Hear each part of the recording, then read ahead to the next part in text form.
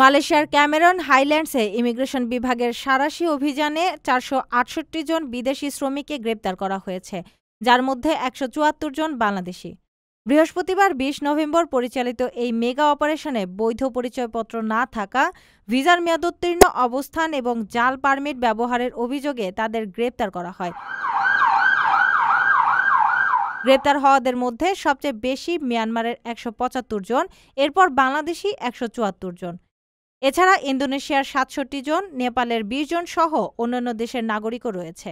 তারা মূলত স্থানীয় বাগান ও কৃষি খাতে কাজ করতেন। ইমিগ্রেশন মহাপরিচালক জাকারিয়া শাবান জানান, একাধিক শ্রমিক জাল পারমিট ব্যবহার করছিলেন। তিনি বলেন, কারা এসব জাল পারমিট সরবরাহ করছে এবং কোন এজেন্ট জড়িত তা খতিয়ে দেখা হবে। পাহাড়ি এলাকা হওয়ায় অনেক বিদেশি ধারণা করতেন কর্তৃপক্ষ তাদের ধরতে পারবে না, কিন্তু ইমিগ্রেশন বিভাগ জানায় অবৈধ বিদেশিদের বিরুদ্ধে অভিযান অব্যাহত থাকবে।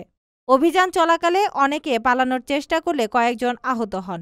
পরে ইমিগ্রেশনের মেডিকেল টিম তাদের চিকিৎসা দেয়। বৈধতা যাচাইয়ের পর সঠিক কাগজপত্র থাকা ব্যক্তিদের মুক্তি দেওয়া হবে বলে জানানো হয়েছে। প্রিয় প্রবাসী, আমরা যারা প্রবাসে কাজ করি, পরিশ্রম করি, আমরা সবাই চাই দেশে একটা ঠিকানা হোক, কিন্তু ভয় পাই প্রতারণা হবে কিনা, নিরাপদ কিনা, টাকাটা হারাবে না তো। আজ আমি এমন একটা প্রজেক্ট সম্পর্কে বলবো যেটা এই ভয়টা দূর করে দিয়েছে। তার নাম প্রবাসীর সিটি লিমিটেড।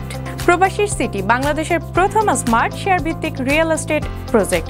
মানে আপনি মাত্র ৫ লাখ টাকা বিনিয়োগে ১% শেয়ার কিনতে পারবেন, আর ৫ বছরে পাবেন দ্বিগুণের বেশি হালাল মুনাফা। তাহলে আর অপেক্ষা কেন? এখনই যোগাযোগ করুন স্ক্রিনে দেওয়া নাম্বারে। প্রবাসীর সিটি লিমিটেড প্রবাসী হেলিকপ্টারের একটি অঙ্গ প্রতিষ্ঠান।